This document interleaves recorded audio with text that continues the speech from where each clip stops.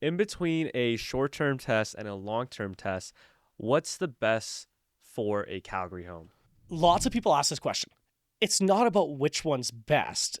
Short-term tests are fantastic, especially when we're dealing with real estate transactions or when somebody wants to know exactly right now, which is kind of where our world's at right now, where we want instant gratification. We want to know what's going on immediately.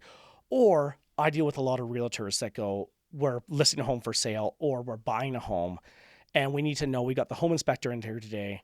We only have a 4-hour window. So a short-term test is great to take an instant snapshot. And with our professional grade equipment, which is top of the line as of today, we can take a snapshot in as little as 15 minutes, which provides a 95% accuracy on that exact time zone. Now, I recommend, if you want to know exact levels, a long-term test because radon fluctuates. Radon isn't a constant. It's not always breaking down the soil at the exact same rate and coming up into your house. So by doing a long-term test, we can get an average of what your house looks like over 90 days, 180 days, even a year in some cases. We do tests on, especially offices. We do year-long tests to find out exactly what the average is for that period. Now, again, everyone has its merits.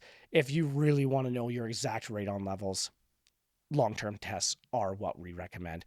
Even with a short-term test, we always recommend backing it up with a long-term test.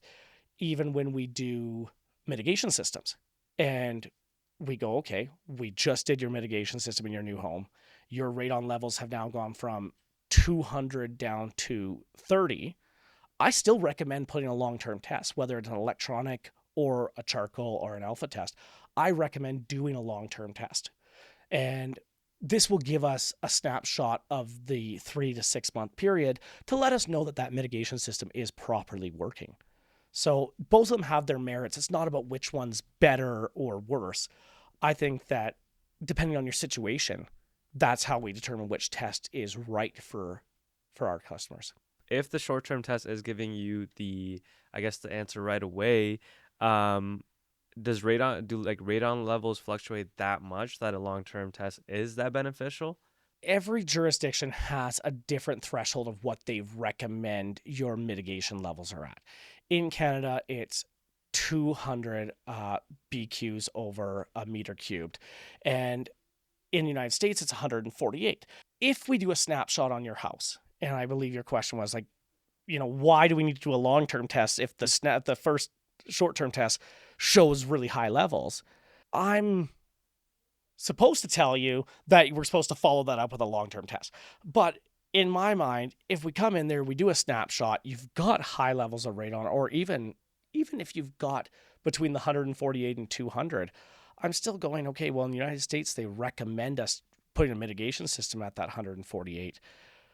We should probably just put the mitigation system in. And I'm under the belief that it's not costing you an arm and a leg to put this mitigation system in. At around that $2,000 mark is what we were talking about earlier on what the cost is for these mitigation systems.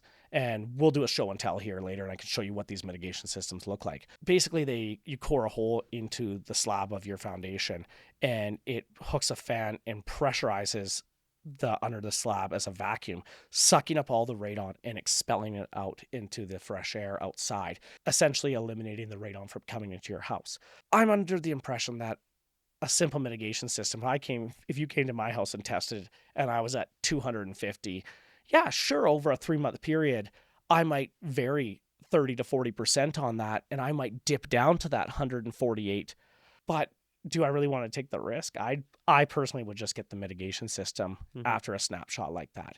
Yeah, hopefully that answered your follow-up question. Yeah. I don't know. You're probably in the same group as me. I feel like people our age, we don't want to wait for that long term. If it's showing that I've got cancer levels right now, I kind of just want to deal with it right now. Then I'm sure you're in the same boat. If I tested your house and going, well, this is a pretty high number. Yeah. It could drop. I don't know. I don't know. Like it could get better. Do you really want to wait, or do you want to say like, let's just put this in right now, and then I'd never have to worry about this happening in the future?